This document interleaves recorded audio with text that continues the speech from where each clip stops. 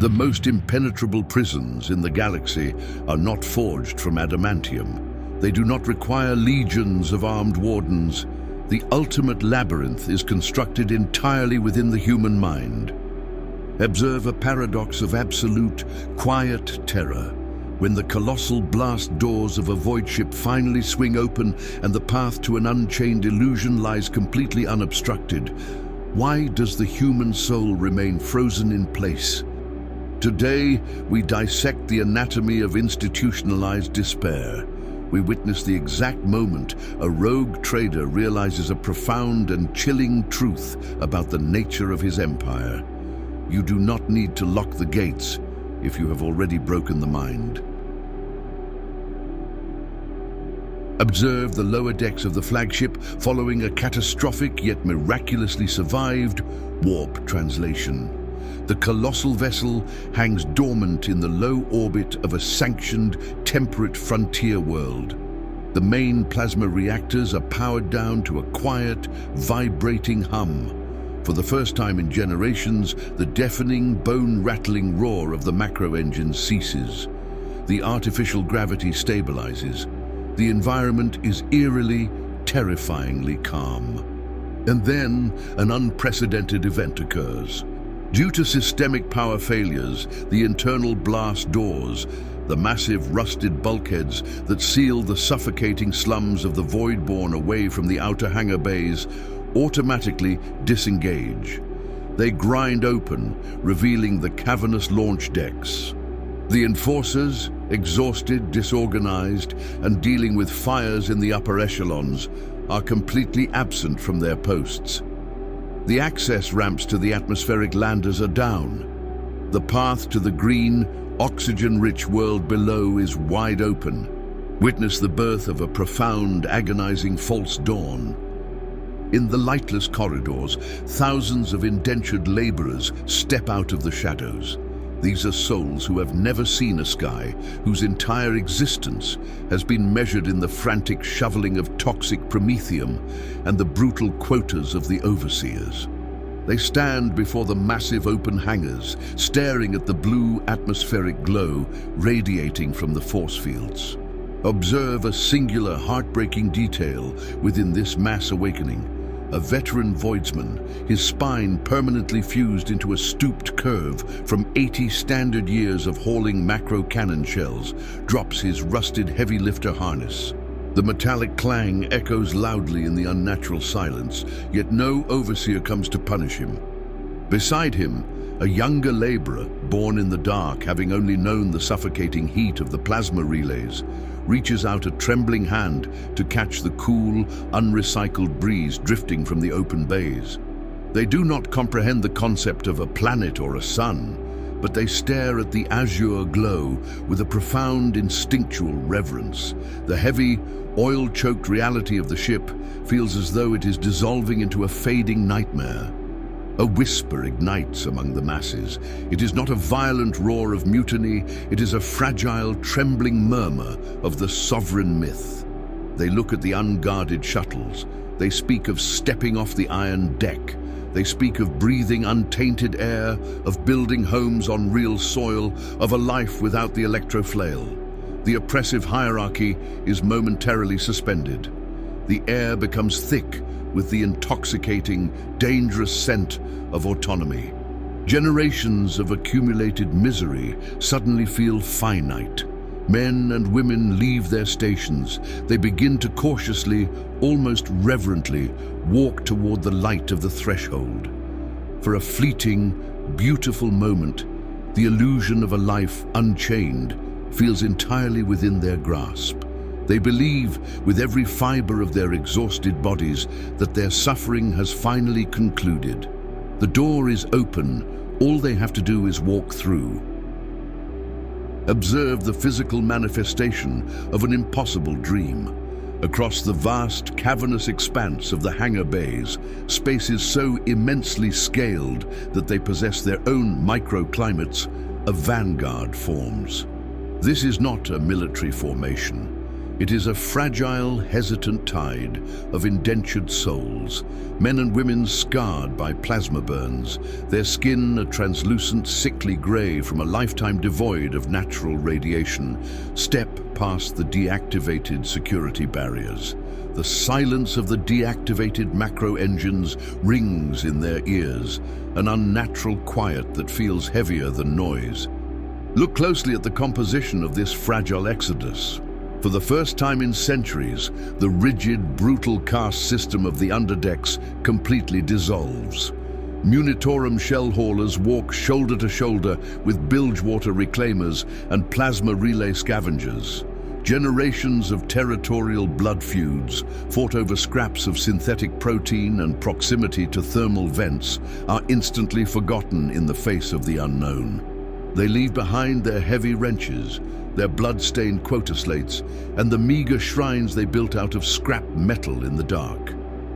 The sheer, overwhelming scale of this silent migration resembles a grand funeral procession more than a liberation, an army of ghosts marching in a slow, hypnotic trance toward an impossible light.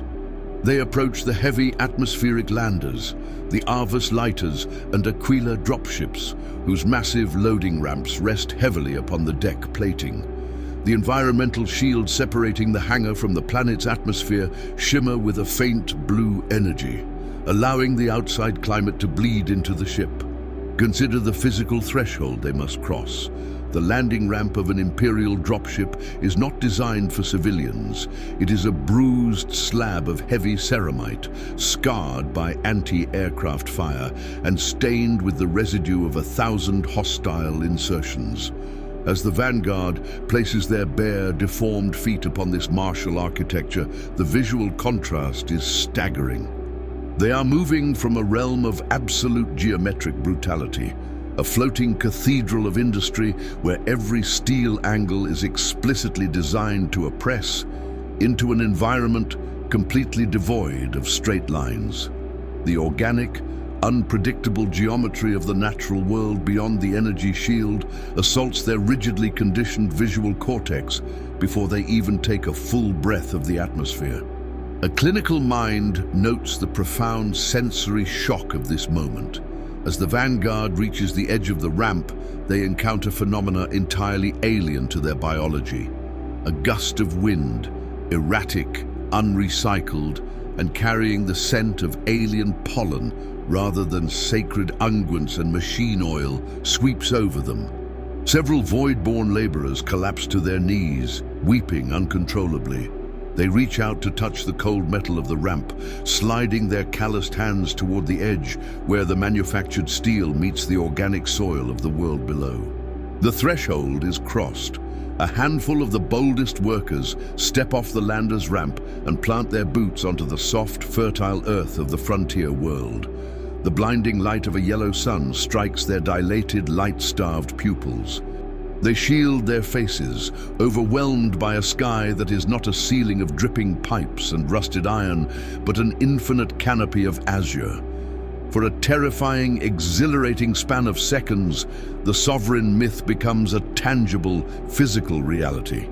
They have successfully deserted. They stand outside the labyrinth. The air is sweet, the ground is stable, and the brutal hierarchy of the High Lords is millions of light years away. To understand the ultimate tragedy of the rogue trader's empire, one must analyze the devastating psychological collapse that occurs precisely at the moment of victory. The Vanguard stands on the alien soil, bathed in sunlight, entirely unopposed. Yet, their bodies begin to tremble violently, their breathing becomes rapid, shallow, and panicked. The sweet, oxygen-rich air suddenly feels thin and insufficient, devoid of the familiar heavy tang of promethium and sweat that their lungs associate with survival. The paradox of the open door manifests with absolute cruelty. The mind, conditioned by generations of crushing confinement, cannot process the absence of boundaries. The infinite blue sky above does not represent an unchained illusion. It is perceived as a terrifying, bottomless abyss. Without the suffocating weight of millions of tons of adamantium pressing down on them, the Voidborn feel entirely untethered. The crushing walls of the lower decks were their prison, yes, but those walls also defined their reality. They provided a brutal, predictable structure. The agoraphobia is not merely physical, it is existential. Out here on the open plains, there is no overseer to tell them when to work, when to eat, or when to sleep. The removal of the electroflail does not bring peace. It brings an agonizing, paralyzing void of purpose. They look out at the endless empty horizon of the pristine world, and they do not see a sanctuary. They see a terrifying emptiness where their masters used to be. Observe the heartbreaking reversal. The vanguard, hyperventilating and gripped by sheer psychological terror, takes a step back, then another. The massive, rusted hull of the flagship looming above them, a monstrosity of Gothic architecture and systemic cruelty, suddenly transforms in their broken minds. It is no longer an invisible panopticon. It becomes a mother. It becomes a god. It is the only reality they have ever known, and the terror of absolute autonomy is infinitely worse than the familiar comfort of their chains. Silently, methodically, the laborers retreat. They turn their backs on the sun. They walk up the metal ramps, their shoulders slumping in relief as they cross the energy shield and return to the dim, metallic gloom of the hangar bay. They walk back into the suffocating heat, back toward the deactivated plasma vents, back to the lightless corridors of their gilded confinement. The doors were wide open. The path was clear, but the conditioning was absolute. The mind had built a labyrinth so perfect, so flawless, that it no longer required a lock. Observe the architecture of these invisible bonds. The tethers that drag the Voidborn back into the suffocating dark are not physical. They are forged from generations of calculated systemic deprivation. To comprehend this tragedy, a clinical mind must acknowledge that a biological organism will inevitably adapt to its environment to survive. When that environment is a multi-generational crucible of terror, cramped bulkheads, and industrial exhaust, the organism fundamentally ceases to recognize a natural ecosystem as habitable. The pristine air of the frontier world was rejected not because it was toxic, but because it lacked the heavy metallic tang of recycled promethium, the only atmospheric composition their genetic memory associates with life. The vastness of the azure sky was not processed as autonomy. It was perceived as the terrifying, infinite expanse of the warp. It triggered a primal, deeply ingrained void trauma, a biological terror of the unprotected void that has been imprinted upon their very DNA over millennia of spacefaring misery. Consider the perverse symbiosis between the human organism and the cathedral of steel. To the underdeck laborer, the low, bone-rattling hum of the macro engines is not mechanical noise. It is the heartbeat of a living god. The oppressive warmth of the plasma conduits is the only mother's embrace they have ever known. To step away from the ship's hull is to sever a vital, biological umbilical cord. The absolute silence of the frontier world does not register as peace. It registers as the terrifying, deafening silence of a dying machine spirit. In their distorted reality, leaving the vessel is not an act of desertion, it is an act of suicide. Within the lightless holds of the lower decks, there is a brutal, undeniable logic to existence. The promethium quota must be met. The algae ration must be earned. The enforcer's baton must be avoided. This hierarchy, though monstrous, provides an absolute structure. It provides a definitive reason to exist until the beginning of the next shift. Remove the overseer, remove the crushing boundaries of the hull, and you do not create an emancipated human being. You create an agonizing vacuum of purpose that the deeply conditioned mind simply cannot fill. The fiction of liberty demands a capacity for self-determination that was surgically bred out of their ancestors 10,000 years ago. The vanguard returned to the scalding heat of the plasma vents because, in the cold, mathematical reality of their broken psychology, being a slave to the great machine is profoundly preferable to being a victim of the unknown. The chains holding them in place are not made of iron. They are woven from the desperate parasitic need for a master. Now shift the focus to the frigid, gilded heights of the command bridge. The Rogue King stands alone before the primary Auspex screens, observing this failed exodus in absolute graveyard silence. The flickering light of the hololith casts long, hollow shadows across his face. He had issued no overriding commands to halt the laborers. He had dispatched no armed regiments to beat them back into the holds. He merely watched the raw optical feeds as his subjects tasted the unchained illusion, gagged on it, and willingly retreated into their own tomb. This is the precise moment the psychological rot finalizes its hold upon the king's soul. For his entire reign, he had justified his extreme ruthlessness by convincing himself that it was a necessary evil. He believed that without his iron grip, the ship would tear itself apart in a frenzy of violent anarchy. He believed his tyranny was a heavy burden he bore to keep the masses from destroying themselves. But the silent pict feeds reveal a far darker, more humiliating truth. The system does not require his active cruelty to maintain itself. The machine of subjugation runs flawlessly on the momentum of its own historical trauma. A cold academic eye must recognize the true, terrifying genius of the High Lords of Terror in this exact second. They did not merely exile a problematic dynasty, they engineered a flawless psychological mirror. The king watches the laborers retreat from the sunlight, and the devastating realization strikes him. If he were a man of true autonomy, he would abandon the flagship, burn the ancient parchment, and walk onto the alien soil himself to build anew. But he cannot.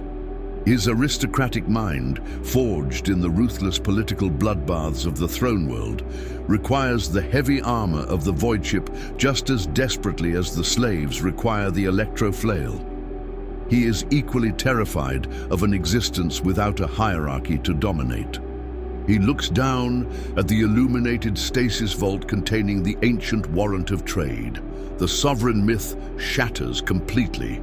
He realizes the ultimate horrific paradox of his dominion. He is the master of a colossal, heavily armed labyrinth, yes, but he is fundamentally indistinguishable from the wretches retreating into the dark below. He, too, is terrified of the formless void. He, too, hides within the armored shell of the flagship, using the excuse of imperial expansion, because the infinite possibilities of a truly unstructured universe are too paralyzing to face. Observe his final action in this silent theater. He reaches out with a gloved hand and presses a single heavy rune on the master command console. Deep within the bowels of the ship, the massive blast doors begin to slowly, methodically grind shut. It is not an act of imprisonment. It is a terrifying act of mercy. He is sealing the bulkheads not to keep them inside, but to protect them from the agonizing reality that they are entirely incapable of surviving anywhere else. He understands now with absolute clarity that his grand empire is nothing more than a traveling monument to human degradation. Observe the awakening of the dormant Leviathan. As the master console accepts the king's final command, the immense, rusted bulkheads of the launch bays slide shut with a catastrophic, echoing finality, sealing out the light of the alien sun. The environmental force fields collapse into nothingness. Deep within the engineering catacombs, the heavy plasma reactors reignite with a deafening, bone-shattering roar, instantly replacing the fragile, eerie quiet of the frontier world with the violent, oppressive vibration of the great machine. The atmospheric scrubbers violently cycle, purging the sweet, uncorrupted air and pumping the familiar toxic scent of burnt ozone, machine oil, and stagnant sweat back into the suffocating arteries of the lower decks. The ecosystem of misery is meticulously restored.